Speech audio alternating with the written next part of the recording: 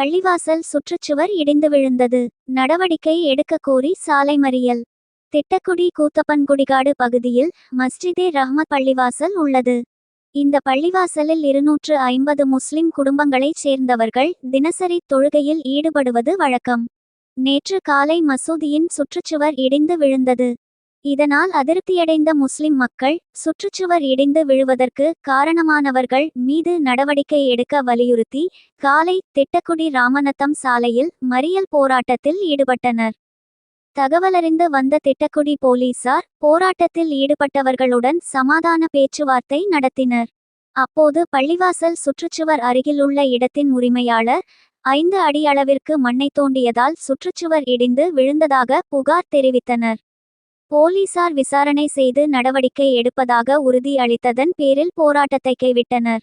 தொடர்ந்து திட்டக்குடி போலீசார் சுற்றுச்சுவர் இடிந்து விழுந்த இடத்தை நேரில் பார்வையிட்டு விசாரணை மேற்கொண்டனர். இதனால் அப்பகுதியில் சிறிது நேரம் பரபரப்பு நிலவியது.